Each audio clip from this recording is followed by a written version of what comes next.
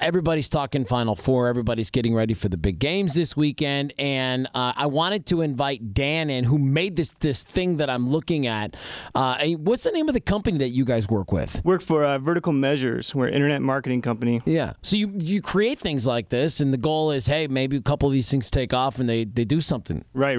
Yeah, we just create a lot of graphics. We call them infographics, just try to visually convey data or information in a cool way, just to grab people's attention, maybe like teach them something. It's amazing. And this Final Four graphic that you guys put together is so cool. Everybody should go to our website right now. You can take off at mix969.com, keyword Matthew, but it's all about the floor and what happens to the floor that they use at the Final Four. I had no idea, which is how I got roped into this thing, that they end up giving it away at the end of the tournament. Yeah. Well, they charge you, but it's interesting. You see a lot of infographics out there, and they're pretty straightforward.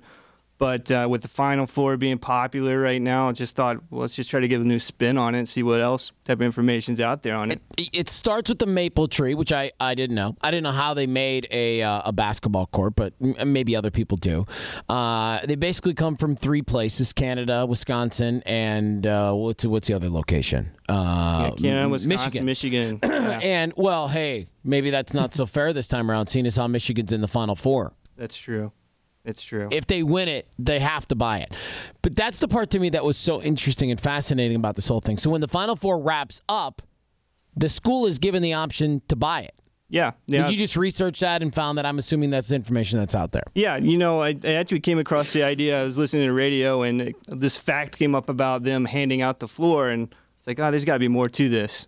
So I researched it, and I found a good lengthy article with a lot of stats. It's like, I could visualize this pretty well. It'd be neat. And that's what you did. You kind of broke it down. You put all these graphics behind all of the stats, and you made it sort of a timeline for what happens to the Final Four floor. Yeah, it's quite an interesting process, really, to go through it. It's really cool. I think that they're missing out on a marketing opportunity here. Final Four toothpicks. I think so. I think so. Well, I think, what was it, Florida, the Gators, right? And it's in the infographic, too. They chopped it up. I think 2006.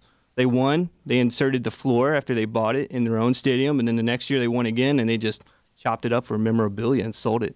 Isn't that cool? Yeah. I mean, you learn so many things when you look through this graphic and you find out that, like you just said, at the very end, schools are either given the option to buy it, it's stored, it's reused, or it's sold to another school. Did you find out anything while you were doing the research to this of anybody that's currently using a former Final Four floor? The only one I came across was that Florida one that I heard of. I think they resell them just to a lot of different schools. Yeah, anybody wants a bid, because it's a little bit cheaper than just getting a brand new one. How much does it cost? Maybe it's in here. How much does it cost to build the floor? I see the process. It was like over $100,000. So selling it for $90,000 is good because the work's already been done. Yeah, you get a little discount. It's such a cool. People should check this out. If you haven't gone, mix969.com. You enter that keyword Matthew, and you can see it. Dan, thanks for doing this, man. Hey, not a problem. Thank you for having me.